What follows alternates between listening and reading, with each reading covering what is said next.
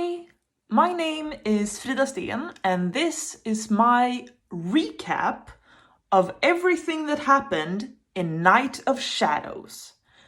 Because, as we all know, on November 11th, 2025, the new book in the Kingstark Tidings series, called Ritual of Ruin, will be out. And, even because this is my favorite book series, I have a habit to just, when the new book comes out, I will have read all the previous books to have it fresh in my mind. But I recognize that not everyone has the time to do that. So I have decided to do you all a favor and do a chapter by chapter recap of everything I think will be important for the book before.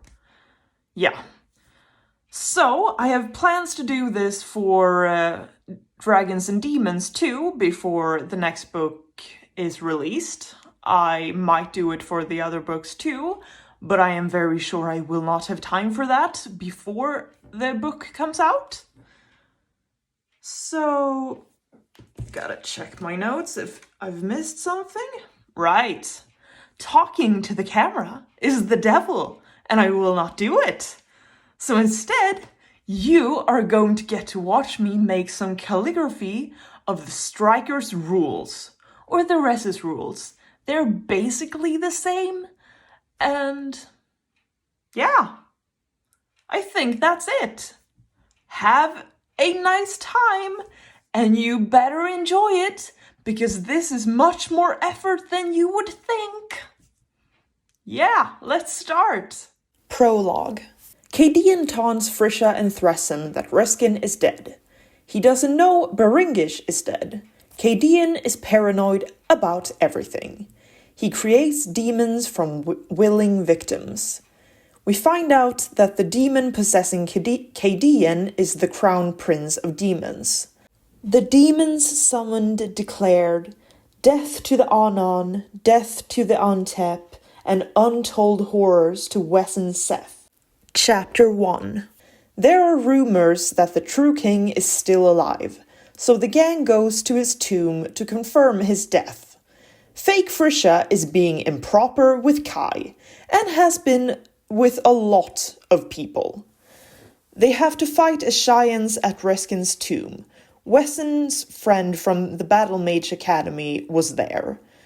They capture her, but she has swallowed the propaganda hard. When they enter the tomb, they see the sign of the raven and no body of the emperor. The liaisons from the other kingdoms take that to mean that Reskin is alive. Tahiti, the wolf girl, says that she feels that Reskin is alive. Aseria decides to search for the raven, so she can retrieve Reskin's body. Entris goes back home for reinforcements. Chapter 2. Aseria starts searching for the raven to confirm Reskin's death. She is grieving. We switch to Reskin's perspective. He has killed the man in charge of finding out the identity of the raven. He is now playing with his dragon, Sina, who has gotten bigger but can't fly or breathe fire yet. He worries about if Ilanette is feeding Cat. Reskin practices illusions, but remarks that he has to work on his female disguises. Reskin breaks into the castle in Kaibane. He goes into Cadian's study to find useful things. Cadian enters and Reskin hides. Reskin feels fear of a person for the first time since he was a child. He overhears plans for Lon Laresh. They discuss that the dukes will never ally. They talk about the weapon. They mention a female spy within Kylerum. More demons will be dispatched to Reskin's kingdoms. Chapter 3. Frisha and Thressen are carving off the runes in their cell so that Thressen can use his powers. They've been at it for 6 months. Thressen is an earth mage. They escape. Frisha kills her first man, gets perspective on Reskin. Thressen gets a sword from a dead man loyal to Cadian. They discuss where to go. Frisha tells Thressen about the slavery in Channeria and all the risks in all of their destination options. Chapter 4, Iseria's perspective. She and Caledon are having problems running Forel. Malseus is also there. Malseus and Iseria are going to Lon Laresh. There have been several assassination attempts now that Reskin is dead. Chapter 5. Reskin goes to Channeria. He keeps training Baby Dragon. Reskin has a dream about Iseria traveling. Chapter 6. Wesson and Iseria are in Kybane. Iseria meets Attica, who tells her she will help her find the Raven if she delivers a message to him. Chapter 7. Wesson sets up a mage relay in Kybane so they can spy and send messages. He bumps into a demon-possessed battle mage who turns out to be the new general. The new general is holding up in Markham's old estate, and he is trying to recreate trapping souls into objects so that they can have mage slaves. It fails, and they decide to kidnap Iseria and her crystal to see if they can figure out how it works. Chapter 8. Reskin assassinates a general and reads that Cadian's new religion is mandatory. Sina the dragon spoke to Reskin telepathically for the first time to say to him that they needed to leave now. Sina opened a portal to a place she has never been yet, something that should be impossible, but she managed it because she entered Reskin's mind and plucked the information from his head. They are now in Zenith. Reskin is looking through a ledger to find spies. Reskin instead finds and kills one of Cadian's sword bearers, but convinces him to tell him the location of the spies before he dies. Markham and the Dukes have set up a meeting. The spies say they will be killed, but not only killed, their bodies will be unable to leave the mansion either. Reskin kills the spies and marks them with a raven. Chapter 9. Iseria sees a wanted poster for the Raven. Goes to find information. Finds out that he killed a general here recently. Iseria meets a merchant with a practiced grin. He wears a sword and a belt knife.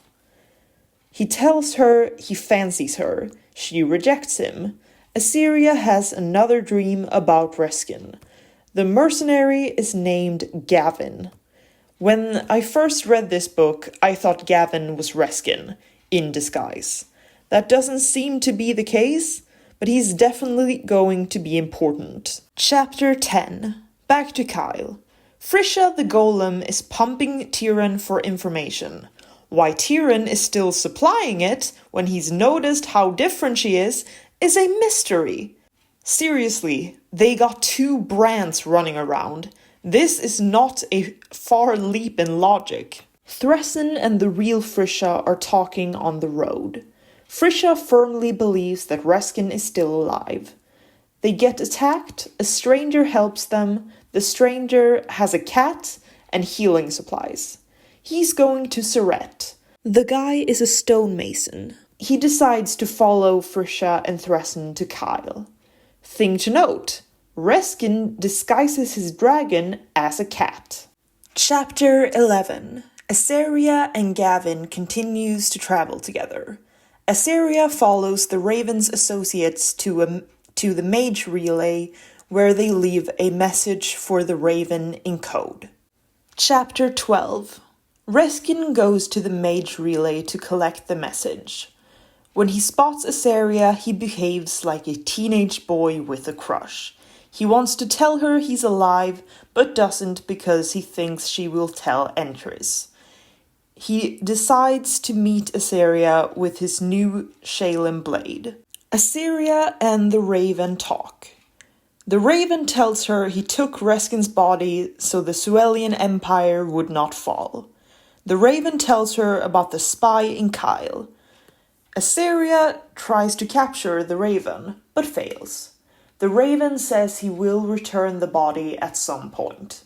Chapter 13. Friscia, Thressen, and Urguay goes to the docks. Friscia is nervous about how they are going to pay for their passage, but it turns out Stargazer is there and the captain recognizes Friscia. The captain confirms that Reskin died, but tells them that his body was stolen, possibly by the Raven. Friscia, of course, knows that Reskin is the Raven. Asteria teleports to Kyle, tells Tyrion about the spy, also tells him that the Raven would not return Reskin's body, or confirm that he is dead. Friscia the Golem knows there are rumors about Reskin being alive, but also knows that everyone who knows him and was there believes him dead. Friscia the Golem goes and sends a message to Caedian about the mage fortifications of Kyle. This is where Tyrion finds her. The real Friscia arrives at the island. Tyrion believes she has escaped from the prison, but accepts later that she is telling the truth. But the relationship is very damaged. Kai meets Thressen and he is so happy and begs for forgiveness, but Thressen says there is nothing to forgive. Urwe is granted a place of honor at the island. Tyrion tells Friscia what Friscia has been doing lately. Urwe hands Tyrion a letter that speaks of Caedian's weapon. Urwe says he's just a stonemason from the north, but that the Fishers have left a message with him that he knows came from the Raven. Not suspicious at all. Tyrion says Wesson needs to stay in Kybane and that a team is needed to find or destroy the weapon. Chapter 14. The new Battlemaster has taken up residence in the Markham's old house. Wesson has observed shockwaves of Nosen powers from it. The servants are all demons. Wesson breaks into the house and finds a bunch of mages imprisoned. Wesson talks to them and finds out about experiments where the mages always end up dead. He notes down the runes. Wesson figures them out and he releases the prisoners in a way that makes it look like the prisoners died in an explosion when they without help tried to get out.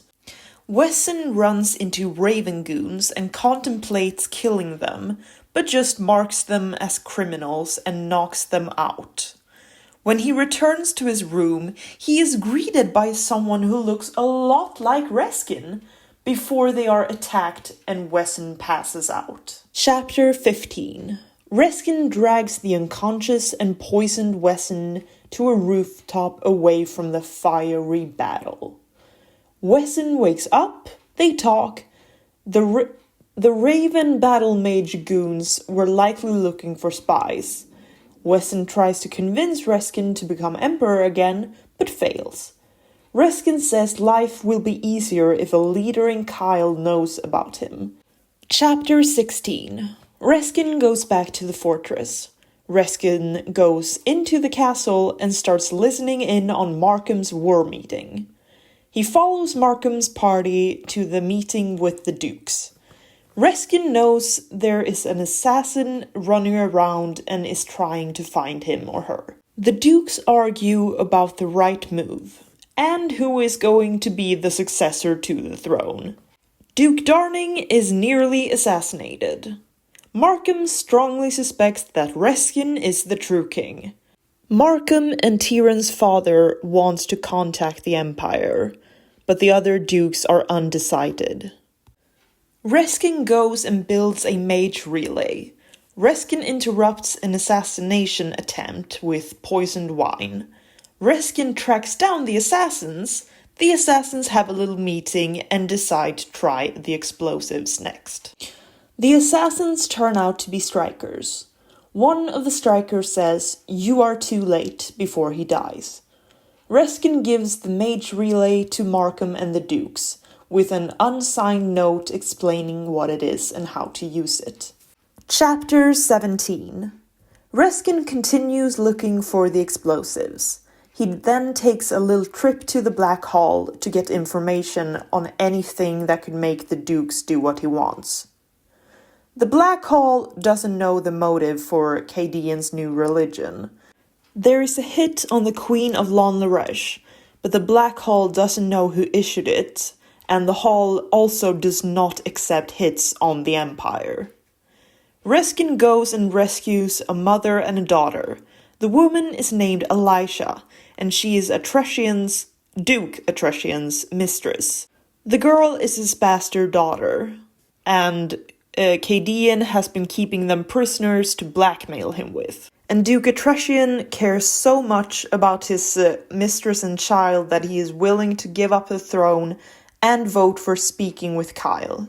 Atretion has also tried to have Tyrion and his father killed through the Black Hall on many occasions. But the Black Hall, of course, did not accept the contract. The Raven then visits Duke Darning. He gives him fake information about other kingdoms carving up Asshai. Reskin then goes to sleep and dream of Aseria again.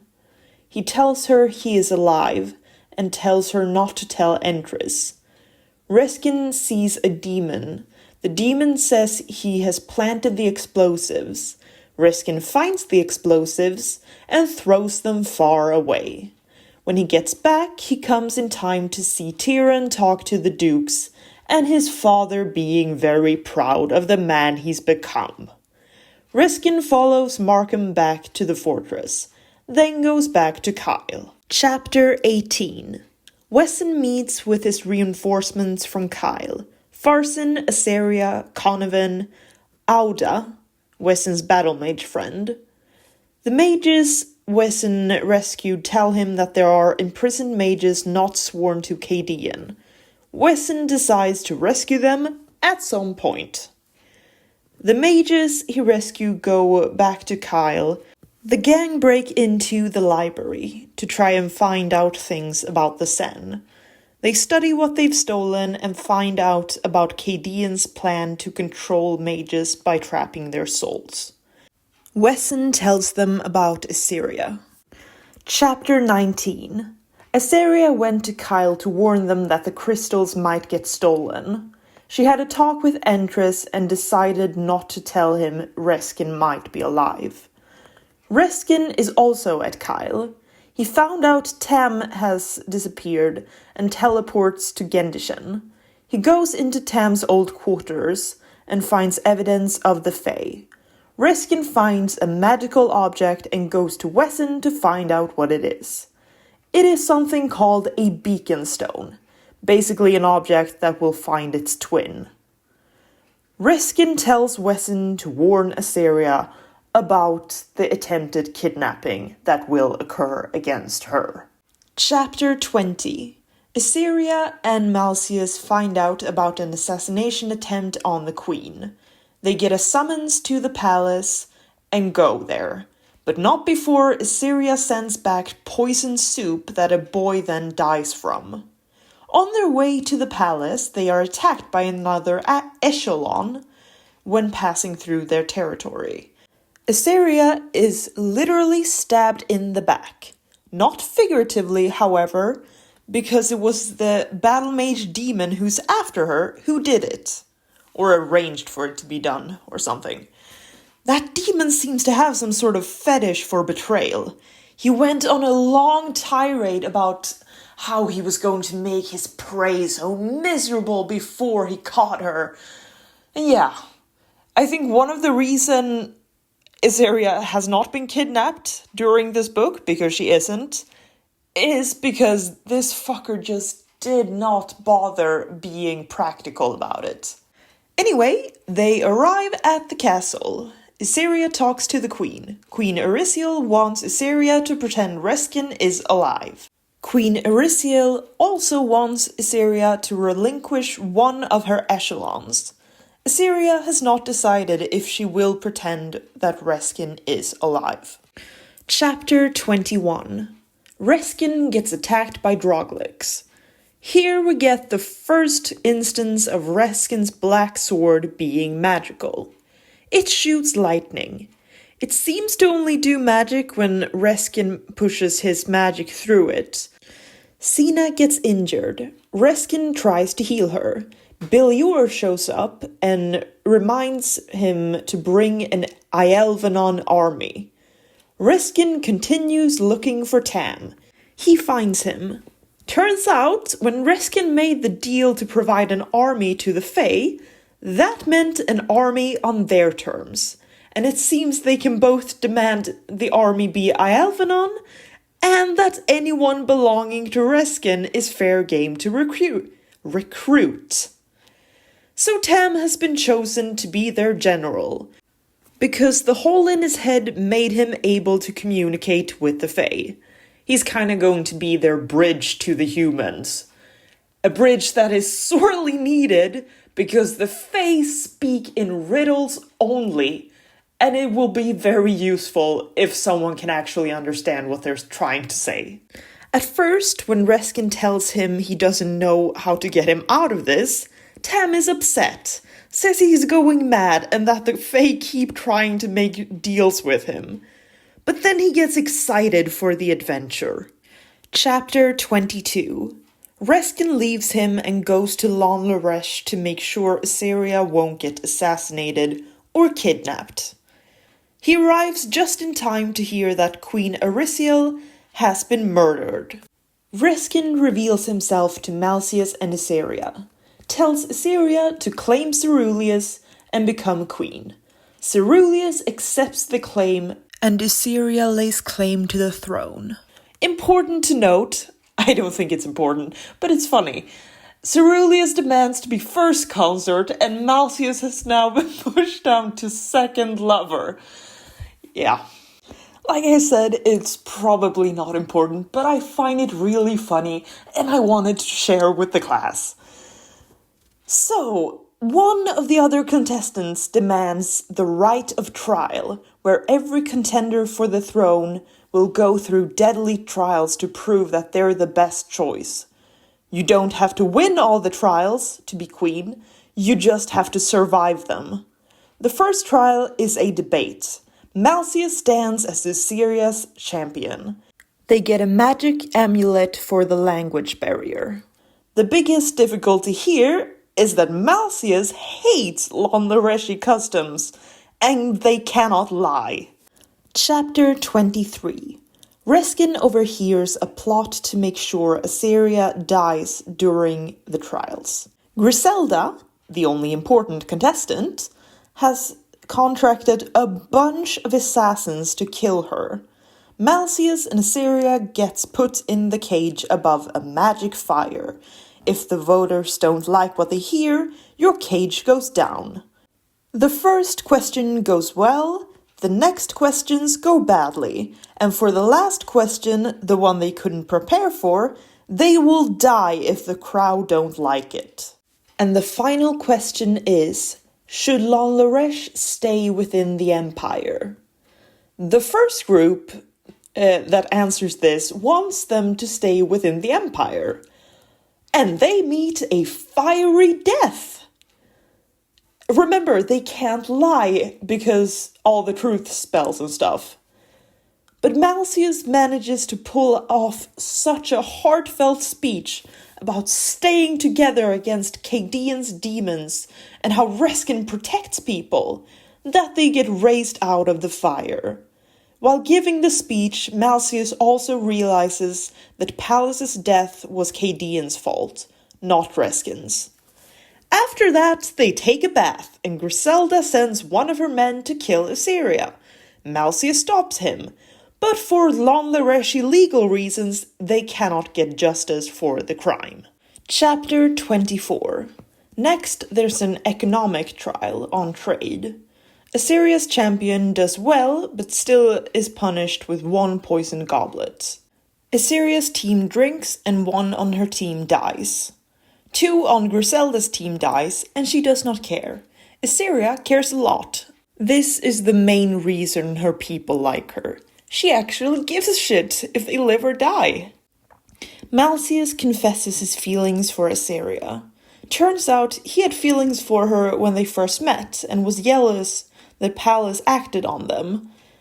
Then he misdirected his anger at Pallas's death towards Asteria. Reskin interrupts the moment and hands over the papers with the deal he has ensured for tomorrow. No poisoned goblets then. The next day Reskin is not there and they get 3 poisoned cups. Chapter 25. Reskin has been busy with assassins. Malseus and an NPC gets poisoned.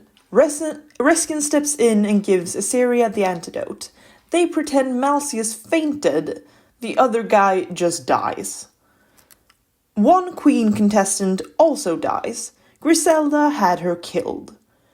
Reskin impersonates one of Griselda's helpers and is unexpectedly kissed by the helper's consort. Reskin is successful in not murdering the guy. Reskin is trying to look demure and seductive, but he's so terrible at it that Griselda thinks he's sick. So, Reskin reflects that he's not so good at being feminine.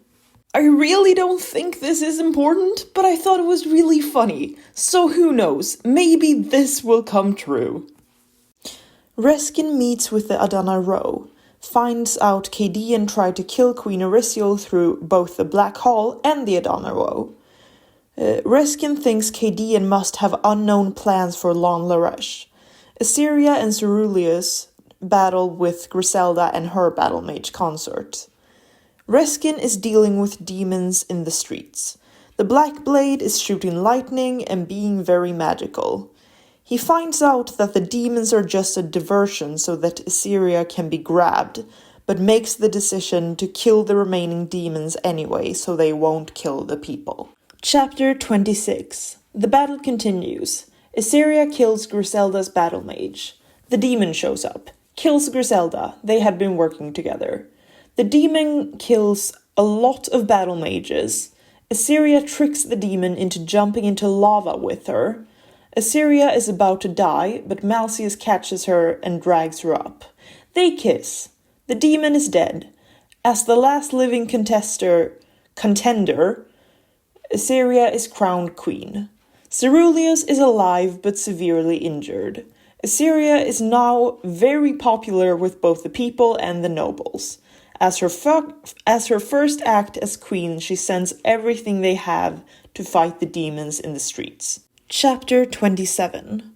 Reskin is fighting demons. The black sword seems to react when Reskin pushes magic into the blade. It shoots green lightning and green fire. The fire incinerates a demon. Asteria's army shows up, but they are absolutely useless and most of them dies. Scene opens a portal behind a demon. A demon gets its black tendrils around Reskin. Reskin opens his mind to the sword like he did with the Kyle crystals. The green fire burns away the demon clinging to him. Reskin is exhausted after killing all of the demons. Asteria and Malseus show up with the army. Reskin decides to retreat. Chapter 28. Cena teleports them to the striker healer from Book 1. The healer is sworn to Cadian under mage oath, but under duress. It could be important because there have been talks about how you could maybe break a mage oath if it was sworn under duress. Reskin goes back to the queen's quarters. Malseus and Asteria show up. They start kissing. Reskin goes, and tells them he will not come forward as king. Reskin tells Asteria to investigate what Cadian wants in Lan Laresh. Reskin is happy when he hears Malseus does not hate him. Reskin realizes he's missed his friends. Chapter 29. Reskin returns to Kyle in disguise of Uruguay, the guy who rescued Frisha and Thressen. He goes to Asteria and finds her crying over him. He wears the disguise of the Raven and tells her that he will return Reskin to her. Reskin reflects that facing down demons is easier than facing down his crush. The Raven tells Asteria Reskin is still alive. Asteria tackles him to the ground and holds a sword against his throat. Reskin blocks her with the Shaylin blade he took from the dead sword-bearer. But he thinks to himself that he would be happy to stay like this if it meant being close to her. She demands to know where Reskin is, and the raven lets the illusion slip away. Asteria kisses him. Asteria is mad at him. She tells him Endris thinks he's mad if he's alive without revealing himself to his friends, and that there is nothing she can say to convince him not to kill Reskin. Asteria and Reskin decide to go on adventures together. Asteria says she will defend him from Endris and kill him herself if he goes mad. Reskin promises to be honest with her and let her know all that he is. The end. And if you didn't like this, do tell me so I don't have to make another one, because this was so much harder than it looks like.